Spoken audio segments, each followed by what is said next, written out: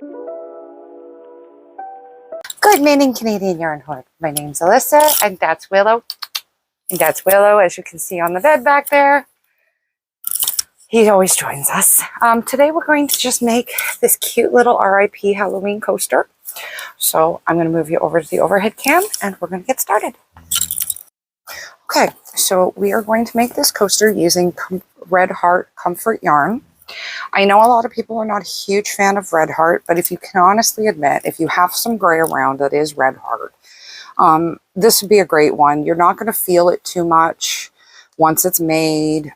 This is actually older Red Heart anyways. I think I got that a few years ago at Walmart. So this Red Heart Comfort is a medium 4.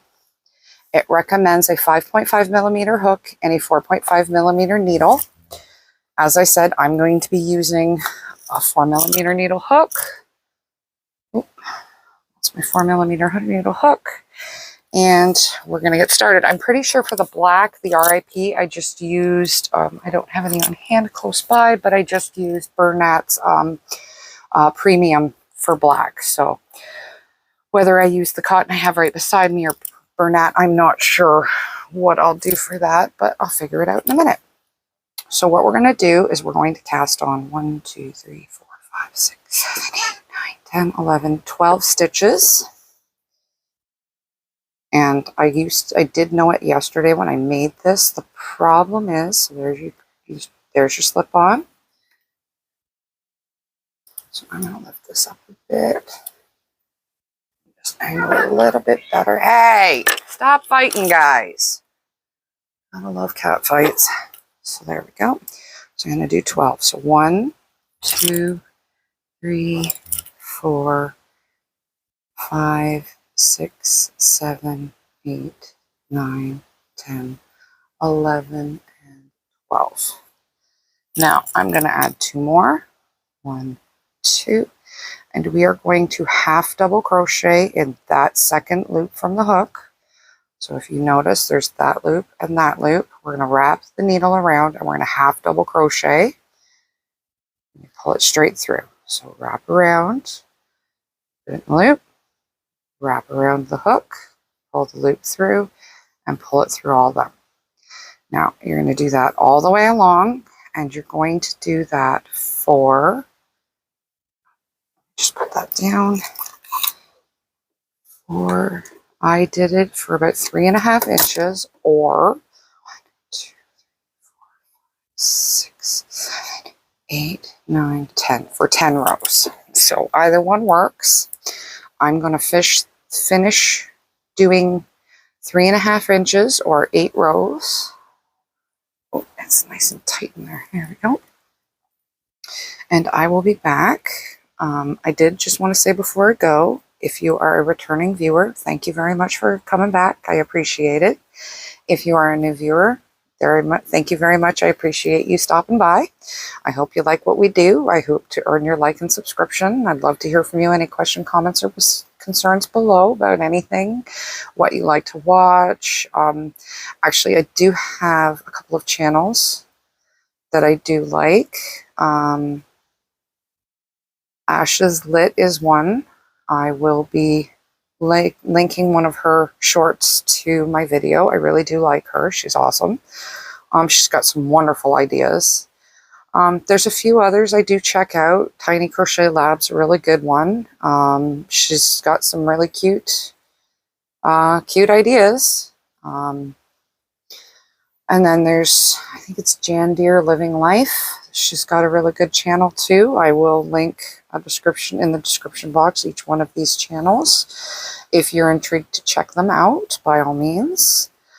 Jan Deere Life, she tends to kind of do about a 2-hour update of what she's doing, how she's working, sitting by the fire, just talking.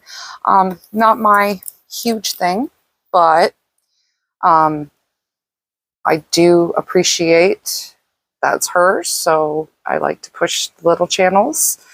I've been trying to do it in the daily updates, but I always forget to do that. So I do try to push them in the video. So this is one I would like to make sure I promote a couple of channels. So as I said, if you'd like to leave a comment in the comments below, and if you are a little channel, I do like to check you out, or a big channel. I'll check you out, see what you're about, see if I like to watch you. I do like to comment because I do know that that can help the channels. The interaction like that really, really does help the channel. So if you do like what people do, I do recommend leaving comments in the section below, because it really does help channels. It helps mine. I see incredible growth when I get a bit of a comment. So I do try to pass that along to any newcomers. If you're trying to grow your channel, the best thing to do is get people who can comment on it for you. I mean, I'm just trying to do that myself. So I try to help each other out and along, and hopefully we all get through this and enjoy what we're doing. So I will come back when I've hit my 3.5 inches, and I will show you the next steps of the crochet coaster. Okay, so now that I've got my 10 inches, what you're going to do is you're going to pull up like you're doing a half double crochet, but you're going to wrap around and go in the next stitch and pull up. So you have the 2 stitches, so that's your first one, and there's your second one. Let's see if I can get that closer. So that's your cast on loop. That's your first half double crochet. That's your second half double crochet. You're going to wrap around, and you're going to go through all those stitches. And then you're going to wrap around again, and you're going to continue on to the last 2 stitches. So that is your first decrease. So you're going to do this now all the way down. So you should now have 11 stitches on here. You're just going to keep going.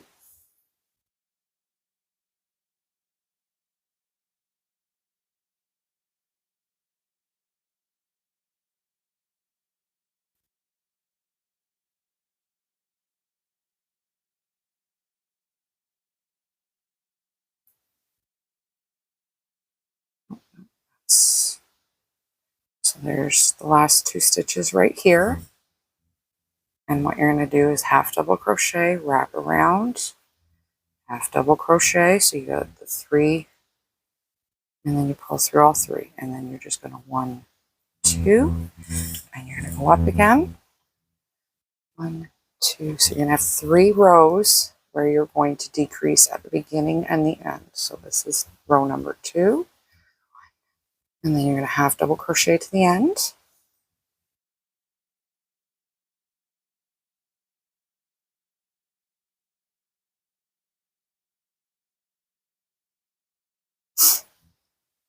So I love fall. It is a wonderful time of year. We are actually in a very warm fall right now. We haven't actually dropped temperatures yet, but I am going to be starting to, that was not the right spot. So that is the second to last. So we're going to do it again.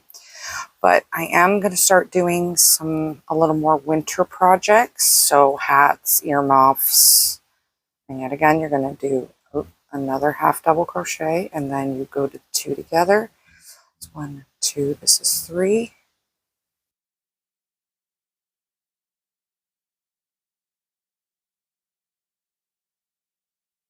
And I'm trying to really work on getting a bunch of Halloween things first. And then, so like I said, I will have to release those 6 videos now. I released one today and I had one on the weekend. So I'll have these 6 videos, and then I'll go back to releasing Halloween stuff. And then I'm going to be working on winter. So if I do have some things still in the backlog, like some summer things, I thought it would be good that if I released them in the winter, or in the summer, yeah, in the middle of winter, when, you know, you've had winter for 2 months straight and you're looking for a little bit of something summery, I can release some of the summer ones. But I figure I'm going to start doing a little more winter Christmas projects when it comes closer to being over a Halloween.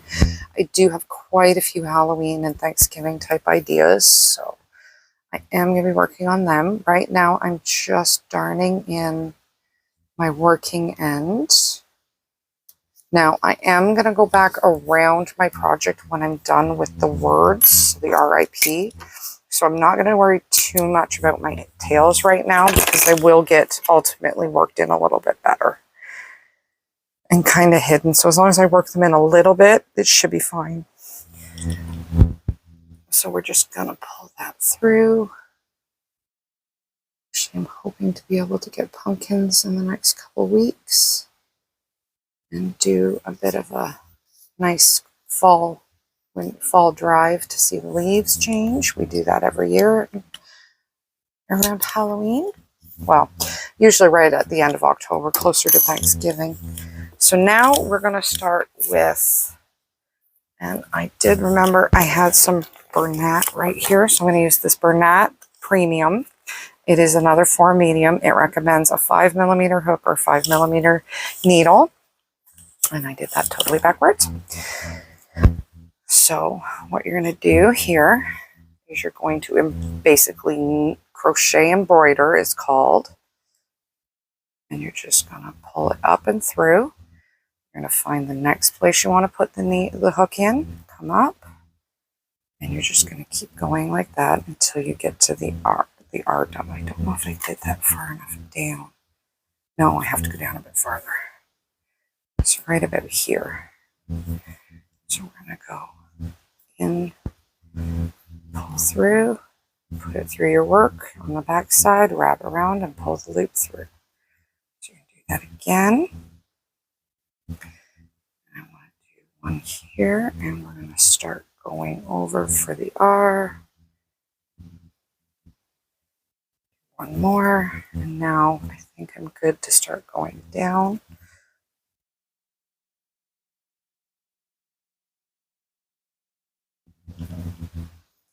Now we're just going to keep working our way, manipulating the black to make an R. So as you can see, I'm right back here. So I'm going to turn my work and I'm going to come out with the R like an R does. It takes a little bit of talent, a little bit of patience. Go. And now I want to go back, trim that. I did not trim that in my other one. So I'm going to go up into the same spot it is, and I'm going to bring it down because I don't want to go down another row. And then I'm going to put it through. That's why I did it this way, because I knew I wanted to tighten it up. Now we're going to darn this side in. And I don't think it looks horribly bad on the back, but it definitely looks better on the front. So I will show you the back. You can read RIP, but it definitely looks thicker on the front. So we are just, gonna twine it in between all the black back here that I want. And then thread the needle through. Up. Trim off. And now we're going to do the placement of the eye. For it, you just come down and do a straight line up. Pretty simple. And it's basically just slip stitch that you're doing for this. So you just wrap it around and pull it straight through the loop.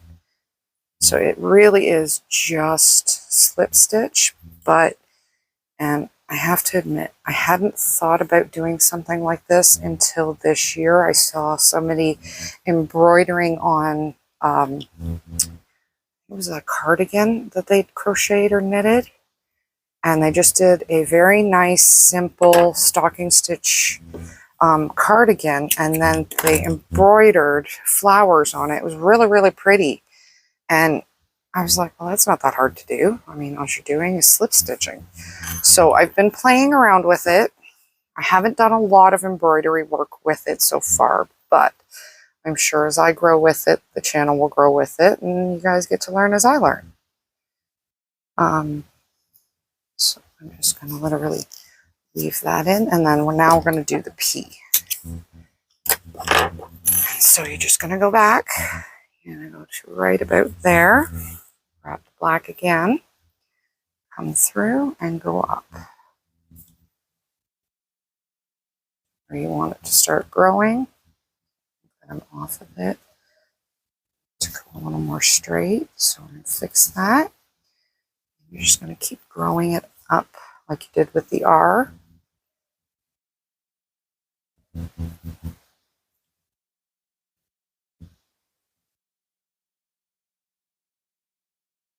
then we're just going to yet again grow around in a circle where you're just embroidering outside of it and you're just kind of traveling with your hands.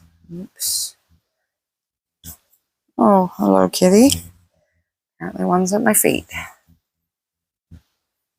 So I'll pull that up. Now we are almost done here. We're not quite though. You could by all means finish this off this way. Leave it like this. So with a little bit more of rough work looking, rough edges. When I got to this part yesterday, I literally looked at it and was like, I think I would like to clean up the edges just a little bit more. So I like the look. You are more than welcome to stop here and say, I'm done with it. This is where I like it. My P is not quite as centered as the other one I did yesterday, but yet again, you can do that. Now, what I do want to do is, as you can see, there is a difference between the edges.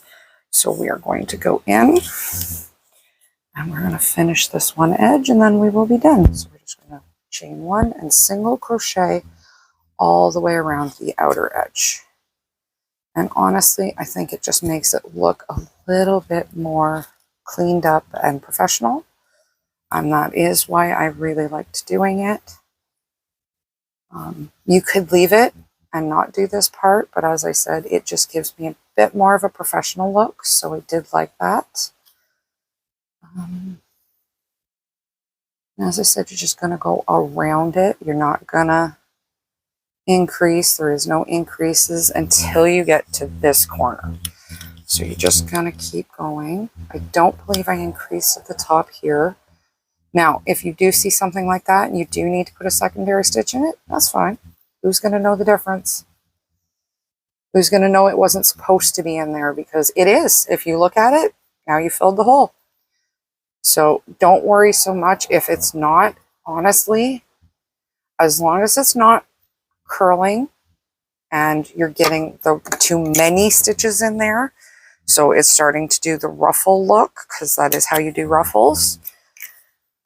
As long as it's just a nice border, doesn't matter if you have an extra stitch in there or not. I really don't believe that it does. And I do believe anybody can do this. It is easy. It is simple. It just takes practice. Just like anything else out there. Baseballers have to practice. Mathematicians have to practice. So as you can see, I'll probably have a second one there because that was a bit of a bigger hole. And you kind of use your judgment and you'll learn placement as you go. And yes, you will make mistakes. It is going to happen. But I have shown a few of my mistakes that I have made just doing this. And actually, here's a perfect one. I do want to do this guy. I can see he doesn't look perfect. I am going to work on it. I haven't gotten to him yet. But as you can see, I took a graph. I followed the graph, and he didn't come out the way I wanted him. So I have to take the second graph, draw it out, and see if I can do it just a little bit better to where I'm happy with it. I'm sure there's people out there that don't mind it, and I'm also not going to do the eyes the way I did. There's a few things I'm going to change on that guy when I actually get around to doing it. But mistakes, they are what help you learn. You do not learn if you do not make mistakes. If you're always perfect and you always do everything 100%, you are never going to learn. So it is always good to make a mistake. It's always good to learn from the mistake. It sucks, but it is how you learn and become better. So don't be afraid of your mistakes. Don't be angry at your mistakes. I actually have a bag over there I worked on this weekend, and the one corner is horrible for the bottom. But it was something new I was teaching myself. It also has led to me wondering if I could do that shape later on, purposefully have that shape at the bottom of a bag. So just because it's a mistake doesn't mean you won't learn a different idea to use that mistake. So I do recommend, don't get frustrated, don't get upset, take your time. And even if you do make a mistake, you never know where that mistake is going to lead you. It may end up being one of the best mistakes you've ever made, because it may lead you to something you didn't know you learned. So there you have it. This is my Tombstone coaster, crocheted Tombstone coaster. I'm just gonna darn in this end. I will show you them both together, and I guess I will see you another day. I hope you have a wonderful day. I do hope to see you again. I would love to hear from you in the comments section. That's me. I would love to hear it, not just because it helps the channel. I love to learn things about people. I love to learn what you're doing, what you're new. So as you can see, this one's a little bit larger. So I did have my measurements just off. I guess I did 9 rows instead of 10, that kind of thing. But I don't think it's that big of a deal. I mean, tombstones come in different sizes. Different hook will lead to a different size. Maybe I used a 3.5 instead of a 4. But I like what I've got here. So I hope you do too. And I hope to see you again and have a wonderful day. Bye.